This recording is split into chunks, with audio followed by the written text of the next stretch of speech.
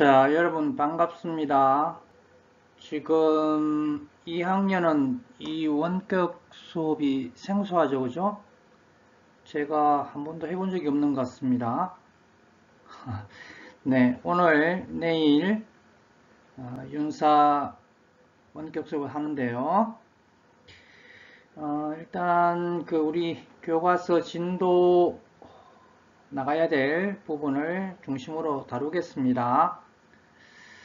네, 제가 잠깐 펜을 네, 오늘 다뤄볼 주제는 실용주의라고 하는 주제를 다뤄볼 거고, 지금 교과서 범위는 150쪽, 교과서는 150쪽, 학습지는 46쪽, 이렇게 보시면 되겠습니다. 이 실용주의는 1950년대부터 서양에서 발전하기 시작해서 70년대 아주 발전했고, 지금도 이 실용주의적 사고가 우리에게 영향을 미치고 있고요. 그런데 실용주의에 대한 용어가 실용주의라는 말이 있고, 그다음에 도구주의라는 말로 쓰기도 합니다.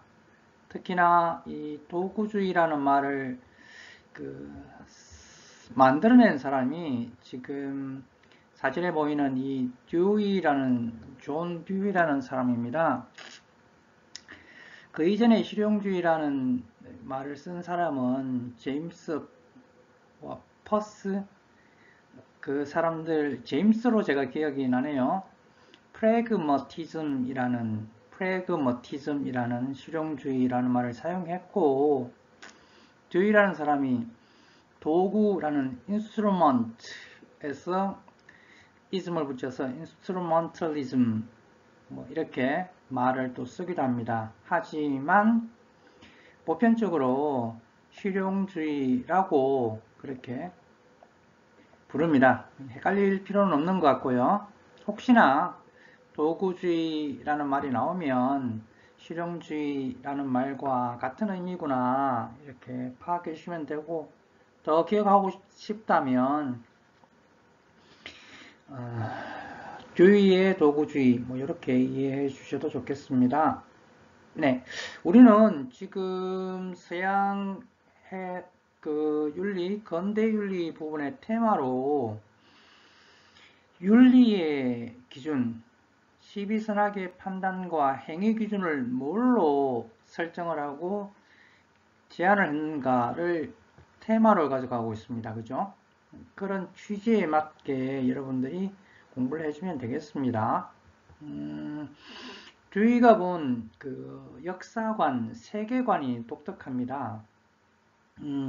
지금 그래프 XY축이 이렇게 그려질지 모르겠는데, 듀이가 본 역사의 발전은, 역사의 변화는 똑똑하지만, 독특한가요? XY축이라 하면, Y축이라면, 이 사람은 1차 곡선을 지향해요. 그러니까 역사는 발전한다는 겁니다. 정체하거나 퇴보하지 않고 끊임없이 발전한다. 세계 역사는 변화하는데, 진보라는 말이 발전이라는 말이죠. 진화한다는 겁니다. 사회사상에서 제가 마르크스의 사회주의를 이야기할 때 한번 이야기를 할 건데요. 또 해야 될 것 같고요. 헤겔이라는 사람의 변정법적인 역사 발전과 마르크스의 다소 비약이 있는 역사 발전과 듀이의 이 직선적인 발전한다는 이 역사관이 약간씩 차이가 있습니다. 이 시간에 굳이 윤리 시간에 역사까지 이야기하기가 그렇다 그런 생각이 들 수도 있지만, 이 관점에서 듀이의 도구주의, 실용주의가 바탕이 되었습니다. 이 역사관에 따라서요. 그러니까 세계는, 역사는 변화하는데 그게 끊임없이 진보하는 방향이니까 거기에 관련되는 사회문화 역시 정치, 교육 등등의 모든 활동들은 이 발전의 방향을 지향해야 되겠죠. 그죠? 그렇죠? 그래서 조금 거칠게, 적나라하게 말하면 윤리, 시비선악 또한 역사 발전의 일환이 되어야 된다. 기여를 해야 된다라는 게 주의의 관점입니다. 그랬을 때 시 옳고 그렇지 않았을 때 비 그러고 그랬을 때 선하고 그렇지 않을 때 악하다라고 판단되는 거죠. 다음 문장 한번 봅시다. 이 진보 변화, 세계의 역사의 진보와 변화의 과정이라는 것은 다름이 아니라 주의가 보는 관점에서는 문제 해결의 과정이라고 봤어요. 시대마다 해결해야 할 문제가 등장한다는 거죠. 그러면 그 과정이 변화이고 진보이고 발전이고 역사이다 라고 주인은 본 거죠. 마치 코로나 이 시국과 비슷한 것 같아요. 코로나19라는 게 등장했잖아요. 지금 그 해결 과정에 있고, 그죠? 뭐 이렇게 비유를 또는 사례를 들어볼 수도 있을 것 같습니다. 지금 주위의 독특한 역사관을 지금 이야기하고 있어요.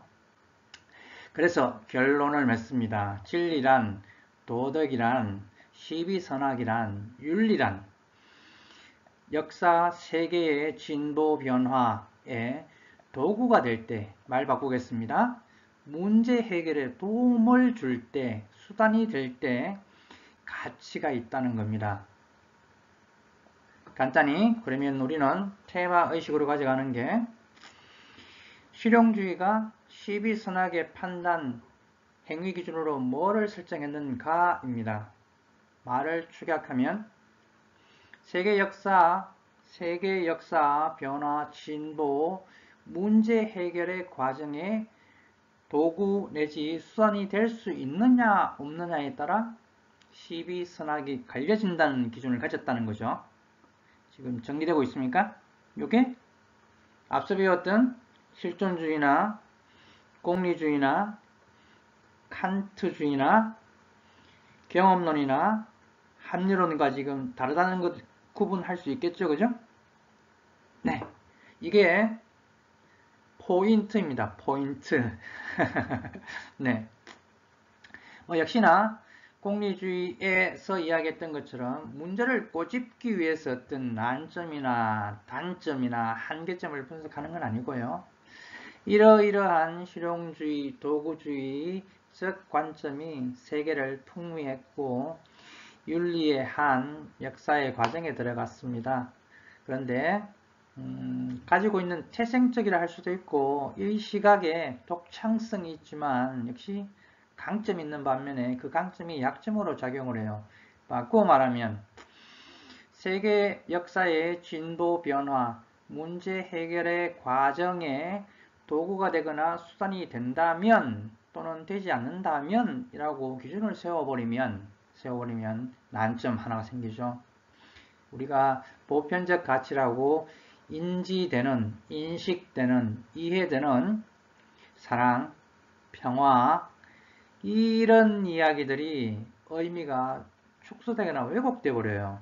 왜? 가장 포괄적으로 보면 세계 역사에 기여했다, 변화의 수단이 되었다, 도구가 되었다 라고 할 수 있지만 즉시적인 효과를 우리가 믿지 못하거나 보지 못하잖아요. 그래서 우리 정서적인 이 부분이 도구주의 내지 실용주의의 관점에 봤을 때 가치 없는 것으로 전락해버리는 평가절하되는 난점을 가집니다. 사랑! 네. 여러분 생각해 보세요. 과연 문제 해결 과정에 기여할 수 있느냐 없느냐. 어떻게 보면 오히려 문제를 복잡하게 하는 요인이 될 수 있잖아요. 그죠? 이런 부분에 실용주의, 도구주의가 한계점을 가집니다. 그리고 또 이런 부분에서 학자들 관점들에서 실용주의와에 대한 비판이 제기되고 있고요. 물론 그 취지는 취지는 이해하기로 하고요. 네. 어쨌거나 이 실용주의가 미국 200년, 뭐 길게 보면 300년 역사이죠. 미국에서 탄생한 철학입니다. 그리고 미국의 패권주의라고도 합니다. 판 아메리카니즘이라는, 지금 미국이 세계 경찰 국가를 자칭하고 있잖아요. 뭐 저는 그거를 긍정적으로 보지 않습니다. 어느 한 국가, 단일 국가의 모습을 취하는 것은, 그리고 패권을 가지는 것은 저는 뭐 반대하고요. 자율 뭐 이렇게를 중요하게 생각합니다. 그런 미국의 그런 위상이죠. 패권과 어울리면서 이렇게 전 세계에 영향을 미치는 그런 철학이 되었습니다. 네, 미국이 300년 역사에 탄생시킨 철학입니다. 철학. 뭐 그런 의미에서 또 미국에서는 강조할 수 있겠습니다만, 우리가 이해할 때는 또 균형이 있어야 되죠, 그죠? 윤리적인 시비선악 판단에 문제 해결 과정에 도구가 될 수 있느냐, 수단이 될 수 있느냐 없느냐로 윤리적인 시비선악의 그 기준을 설정했다는 점은 유효하고 효과적이고 의미 있다고 보여집니다. 하지만 이전 그리고 다른 동양의 사상도 마찬가지겠죠. 관점과 마찬가지로 역시 난점이 생긴다. 특히나 정서적인 이 가치의 성격의 덕성의 덕목 부분에는 난점을 가질 수 없다 밖에 없다라는 점을 이해해 주면 좋겠습니다. 이렇게 중심 테마로 비교하는 형태로 실용주의를 마무리해 볼게요. 넘어갑니다. 네, 그 덕윤리라는 부분을 소개해 드릴 테고, 이어서 배려의 윤리라는 부분을 소개할 겁니다. 요거는 덕윤리는 교과서에 있어요. 또 여러분들이 이미 배웠습니다. 언젠가면 아리스토텔레스의 끄트머리에서 배웠어요. 교과서 페이지를 펼쳐본다면 110쪽 학습지 부분을 펼쳐본다면 29쪽입니다. 29쪽. 진서 선생님과 수업하면서 살짝 다뤘을 생각이 드는데요. 왜 아리스토텔레스 이야기를 할 때 덕윤리를 이야기했느냐 하면, 덕윤리는 우리 21세기, 20세기 말 2000년대 초반에 서양에서 등장한 윤리입니다. 이거는 철학이라보다는 윤리입니다. 네. 그런데 이 덕윤리의 기원, 연원, 모태로 삼은 게, 영향을 받은 게 아리스토텔레스입니다. 아리스토텔레스의 중용, 실천적인 덕, 지성적인 덕, 그 분야입니다. 특히나 실천적인 덕, 중용과 아주 맥락이 닿는 부분이에요. 제가 연결고리를 만들어 드렸고요. 그래서 교과서에 아리스토텔레스 뒤편에 현대 이야기를 하고 있습니다. 참고하시고요.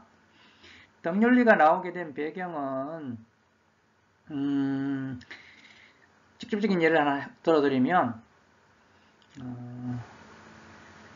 지성적인 덕, 이성, 감성, 이성, 특히나 서양의 주류 문화이죠. 합리성, 논리성을 따지는, 그렇게 윤리교육을 해왔습니다. 서양에서. 그런데 그런 교육 대비 현실 사회의 이 부정적인 현상, 범죄라 칩시다. 이 현상이 줄어들지 않는 거예요. 직접적인 예, 그 화이트 칼라 범죄라고 하는데, 금융권에서 일어나는 범죄를 보면 금융에 대해서 아는 사람이 범죄를 일으키는 거예요. 블루칼라, 육체노동자를 블루칼라라고 하고 정신노동자를 화이트칼라라고 이야기를 합니다. 그러니까 모르면 몰라서 아예 안 할 텐데 알지만 이 범죄를 일으키는 이런 현상들이 드러난 거예요. 이게 이성적이지 못하거나 합리적이지 못하거나 체계적이 못해서 일어나는 게 아니에요. 이 부분에 대해서 서양의 윤리학자들이 고민을 하게 된 겁니다. 도대체 뭐가 문제일까 해서 아이디어를 낸 게 바로 제가 펜을 준비했고요. 이 품성의 문제라는 거예요. 품성의 문제. 윤리적인 시비선악의 행위가 나오는 것은 이성이라거나 감성이라거나 특히나 이성의 그 기능 역할에서는 한계가 있다는 겁니다. 알면서 나쁜 짓을 하니까요. 그래서 품성에 주목을 합니다. 지금 한국에서는 공통된 번역으로 품성이라 쓰고 있어요. 그런데 의미상 우리는 인격, 품격, 성품, 성격 이렇게 볼 수도 있습니다. 품성이라고 공통적으로 번역해서 씁니다. 이 품성에 문제가 있는 거다 그거는. 그리고 품성이 강조되어야 한다라는 아이디어예요. 그때 품성이라 하면 덕 있는 품성, 유덕한 품성입니다. 이 멘트를 여러분들이 외워주시는 것도 저는 도움이 된다고 생각합니다. 덕윤리에서 윤리적 시비선악의 기준으로 삼는 것은 유덕한, 덕 있는 품성이 있느냐 없느냐 부분입니다. 행위를 했는데 옳다, 그러다, 선하다, 나쁘다의 판단 기준은 그 사람이 유덕한 품성을 발휘했는 거로 볼 수 있느냐 없느냐에 따라서 판단하겠다는 거예요. 이렇게 되면 어디에 상당히 근접해요? 네, 아리스토텔레스의 품성적인 덕 거기에 근접하는 겁니다. 그래서 번역을 품성이라고 쓰는지 모르겠어요. 네, 기억해야 될 것은 아리스토텔레스는 덕을 지성적인 덕과 품성적인 덕으로 나누었습니다. 품성적인 덕이 다소 감성적인 부분이라면 지성적인 덕은 이성적인 부분이었죠. 예, 이성만으로 해결 안 되는 서양의 화이트 칼라 범죄 이 부분을 이해하기 위한 방편이라는 점 염두에 두고요. 그래서 유덕한 품성을 강조하는 덕윤리에서는 이성적인 논리, 합리, 체계를 통한 시비선악 또는 이것저것의 분별을 강조하는 게 아니라 그거를 내면화하기를 원합니다. 화이트 칼라 범죄 기억해 주세요. 네, 떠올리면 이 말이 상당히 와닿을 겁니다. 그리고 아리스토텔레스와 마찬가지로 그 내면화를 위해서는 반복적인 훈련을 할 수밖에 없다라고 본 거죠. 중용 생각해 보세요. 그죠? 어느 점이 적절한가는 시시때때 다릅니다. 그러면 거기에 이성적인 부분이 개입되겠죠. 어느 것이 옳고 어느 것이 그런가, 어느 것이 중점인가 정도를 판단하기 위해서. 그런데 그 한 번의 판단으로 그 사람이 그 덕성이 예민화되지는 않는 거죠. 말 바꾸면 습관화입니다. 반복적으로 시시때때로 다른 중용점을 찾아서 해봄으로 인해서 이 사람에게 이 정도의 지점이 부분이 중용이구나라는 것을 내면화할 수 있다는 거죠. 다시 한 번 더 연결고리를 만들어서 결합시켜 봅니다. 덕윤리에서 제공하는 윤리적 시비선악의 판단 기준은 유덕한 품성을 가졌느냐, 발휘되었느냐입니다.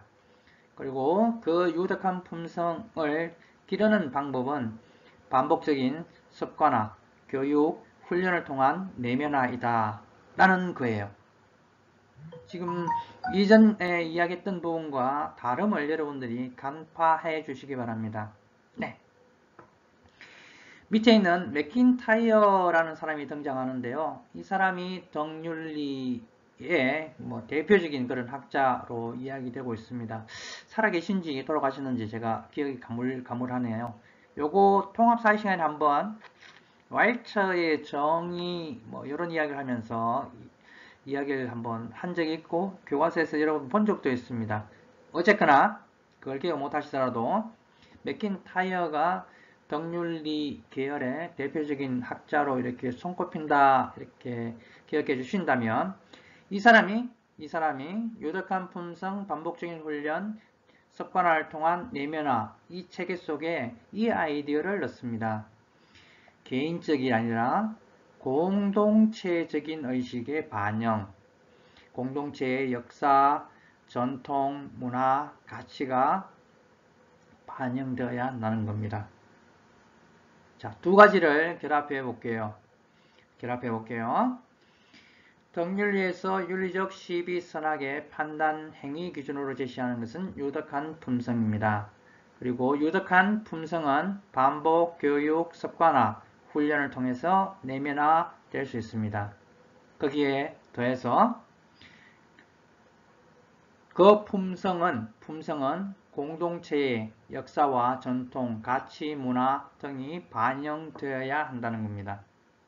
이렇게 되면 크게 퉁퉁퉁 치듯이 비교를 해보더라도 개인주의적이었던 상당히 합리론 계열이나 합리주의 계열이나 이성주의 계열이나 경험, 감성주의 계열과는 다름을 알 수 있죠. 그죠? 공동체라는 키워드를 여러분들이 기억해 주시기 바랍니다. 그 공동체가 갖는 독특한 특성, 역사, 문화, 가치, 전통 등을 전제로 한다는 겁니다. 네. 그러면 역시 꼬집기 아닙니다. 네.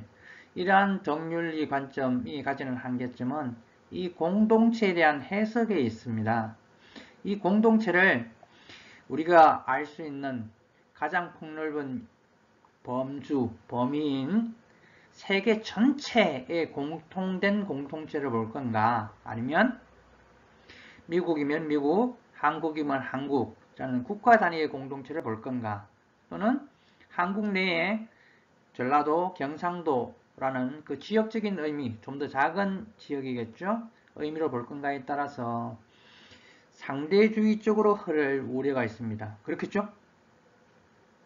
전라도와 경상도의 공동체의 역사, 문화, 가치가 반영된 유덕한 품성이 반복, 교육, 훈련, 습관화되어 내면화되어 있다 함은 공동체라는 의미를 살리면 전체적인 의미가 되나, 집단적인 의미가 되나, 우리 한국 사회라는 면을 보면 개별의 위치에 해당되죠. 그래서 상대주의적 오류, 경상도에서는 옳다고 하나 전라도에서는 틀리다고 한다면 어떻게 판단해요? 이런 문제가 생기는 거예요.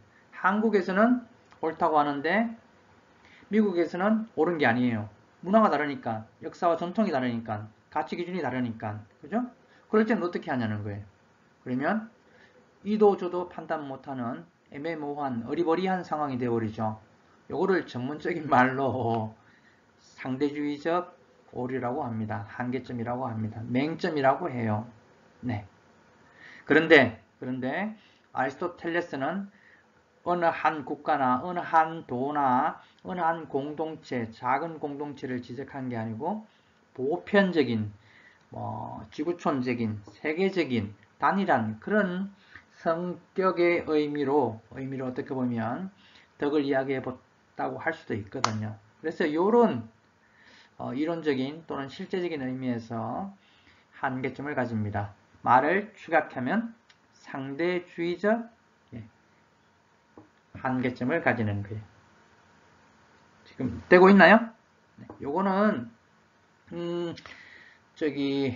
기억해 주시고요. 특히나 그 생활과 윤리 3학년에 가시면 덕윤리는 많이 쓰입니다. 3학년 때 한 번 더 배우실 수 있는 기회가 있겠네요. 네. 또 다른 우리 2000년대의 윤리, 배려의 윤리 부분으로 넘어가 보겠습니다.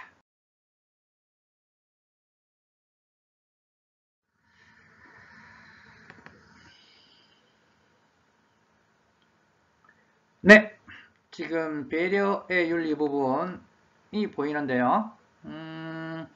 여성주의 나왔습니다. 여성주의. 요거를 영어로 하면 뭘까요? 네, 페미니즘입니다. 페미니즘.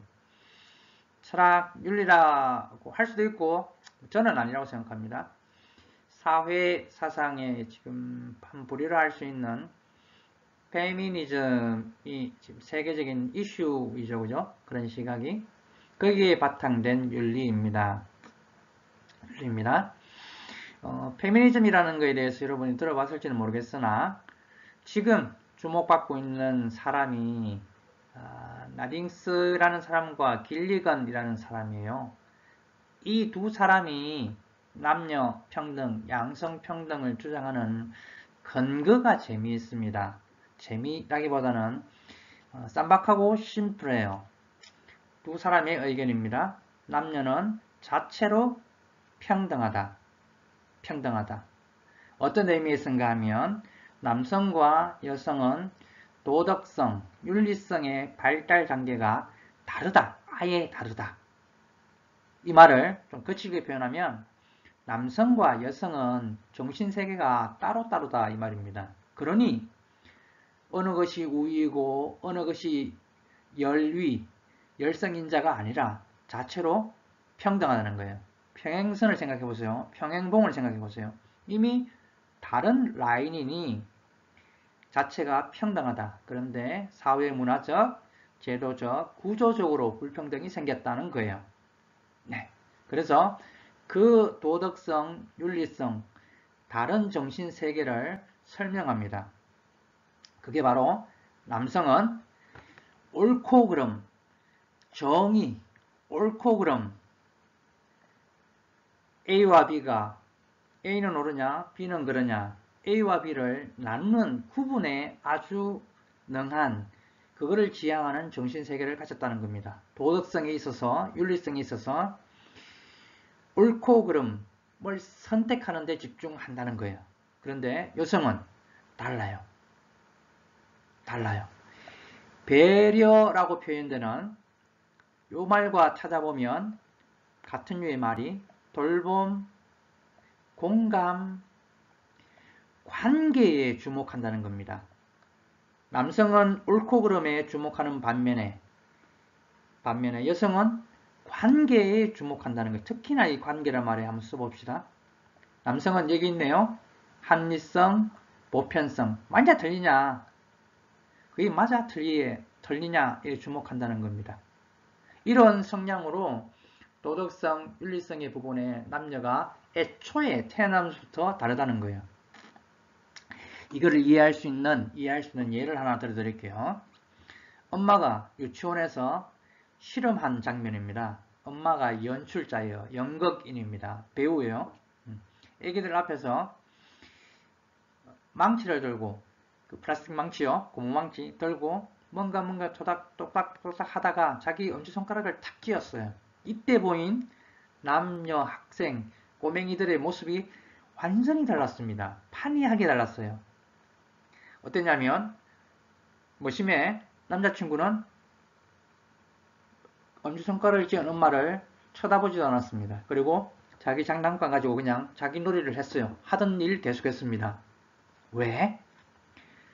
심해 남자의 머릿속에는 엄마가 망치로 뭔가를 똑딱똑딱 하다가 엄지손가락을 찧은 거는 엄마의 잘못이라는 거예요. 그러니 아픈 게 어떻다? 당연하다. 내가 신경 쓸 일이 아니라는 거예요. 좀 너무 냉정한가요? 모심의 그 독특한 특성, 여자친구는 달려와서 그 엄마의 손을 붙잡고 같이 울어준 거예요. 아프지 하면서. 그 어린이의 의식이 뭐예요? 네. 옳고 그런 건 엄마가 잘못했어 안 했어는 차후의 차선의 문제인 거예요. 중요한 거는 이 엄마가 지금 아파한다는 거예요. 네. 이 감정이입과 감정이해, 공감 능력에 이 학생의 여자아이의 정서라는 거죠. 정서의 바탕이라는 거죠. 이 장면이 그대로 이 아이디어입니다. 네. 여성은 옳고 그름은 차후, 차선의 기준이고 관계, 공감, 돌봄 여기에 포인트를 맞춘 기준을 세운 윤리적 시비선악의 판단 행위를 한다는 겁니다. 여자아이의 반응 보세요. 생각해 보세요. 남자아이는 아니에요. 누가 잘못했느냐? 잘했느냐? 정의라 표현한다면 옳고 그름이라 표현한다면 보편성이라 표현한다면 합리성이라 표현한다면 여기에 윤리적인 시비선악의 기준을 가진 겁니다. 이렇게 애초에 다르니 자체로 평등하다. 그런데 사회 구조, 제도, 문화적으로 여성이 억눌려 있고 차별당하고 있고 남성이 부풀려졌다. 이제 억압하는 위치가 되는 거죠. 네. 그 개선으로 억눌리고 차별받았던 이 여성의 감성, 도덕성, 시비선악의 기준이 확장되어야 하고 확충되어야 하고 부각되어야 한다는 게 배려윤리의 요지입니다. 되겠습니까? 남녀 차별에서 양성평등, 남녀평등으로 가는 그 이해의 연구의 바탕이 남성과 여성의 도덕성의 발달 과정 자체가 틀리다. 그러므로 자체가 평등하다. 그러나 사회가 불평등 구조를 가졌으므로 이거를 개선하는 방법은 그동안 차별받아왔고 약화되었던 여성의 배려의 윤리, 배려윤리 부분이 강화되어야 한다는 그런 주장을 하게 됩니다. 네. 이렇게 보면 페미니즘적 계열임을 여러분들 이해하실 수 있죠, 그죠? 네. 추천해 드린다면 저는 남성의 이 부분 정의와 합리성 부분을 연결시키고 여성의 배려와 관계 부분을 연결시키면 이해하기 적절하지 않겠느냐라는 생각이 듭니다. 요게 제 기억으로 2006년이었던가 9년이었던가 아닐 수 있어요. 제가 숫자는 좀 수능에서 딱 한 번 이 배려윤리 부분이 그림과 함께 출제되었다가 지금은 뭐 이렇게 출제가 안 되고 뭐 예문 속에 들어가든가 생활과 윤리 쪽에서 설명이 되든가 하는 뭐 그런 추세로 나아가고 있습니다. 하지만 제가 소개해드리는 것은 지금 철학이 없는 우리 시대에 서양에서 배려의 윤리라는 부분들이 부각되고 있다는 부분을 알려드리고 싶어서 준비해봤습니다. 네, 지금 32분을 소비하고 있고요. 오늘 실용주의, 그 다음에 덕윤리, 배려의 윤리를 다뤄봤습니다. 교과서는 실용주의 이렇게까지 소개가 되어 있고 덕윤리 부분은 이미 아리스토텔레스의 윤리 부분에 더하기 되어서 소개가 된 그런 경우입니다. 네. 공통 테마입니다.